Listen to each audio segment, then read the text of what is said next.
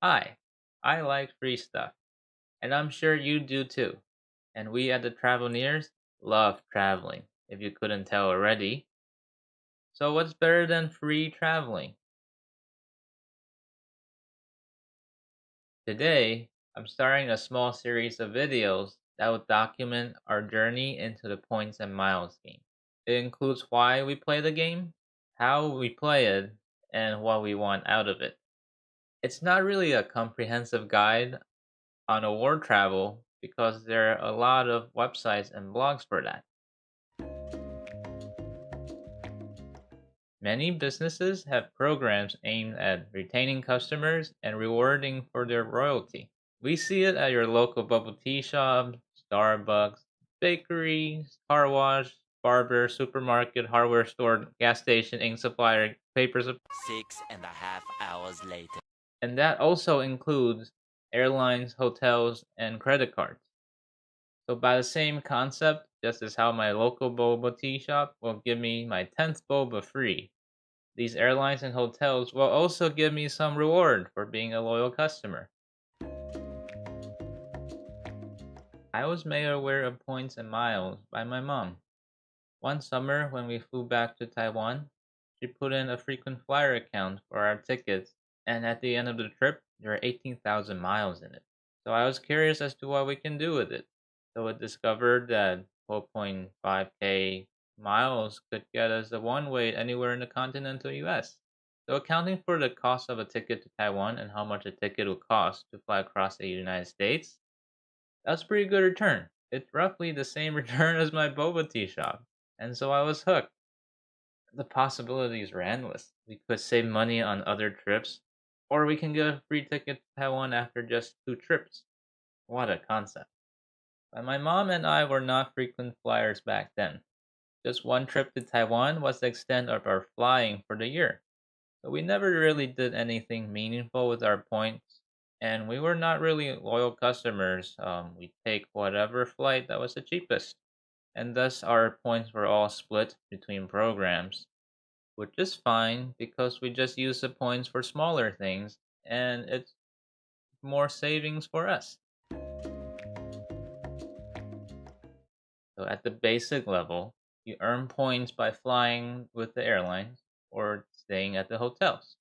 But we will need to stop there to discuss why credit cards are so important in the game. In the US, credit cards can be used for almost anything.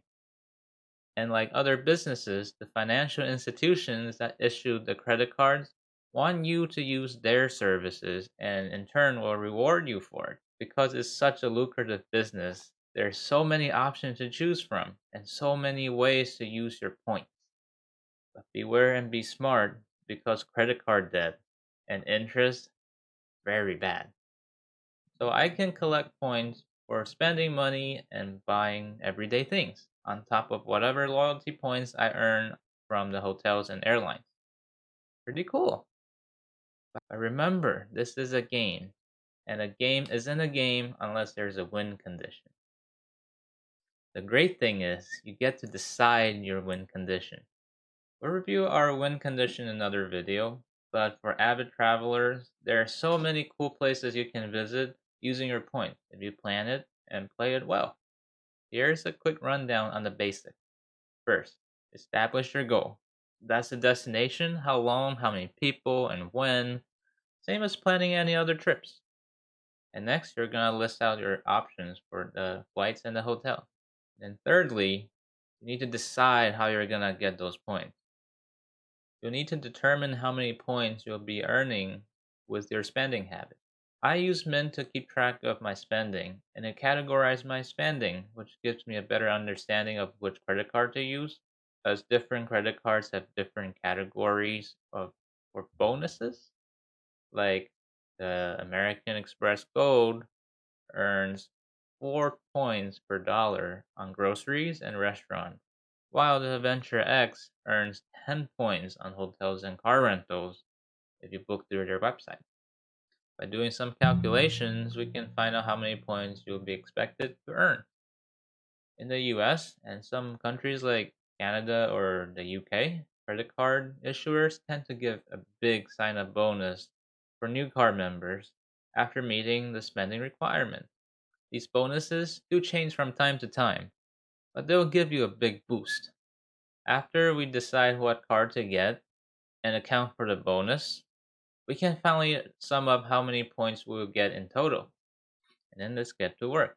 We apply for our cards, we put our spending in, and then we go and book the hotels and flights. Good to go. There, you can see that we would actually save a theoretical $3,000 on our trip to Japan. After showing you how this game works, you can probably tell why we're so drawn into it. But it doesn't end there. Tune in for the next video on how this hobby could be even more rewarding. Until next time.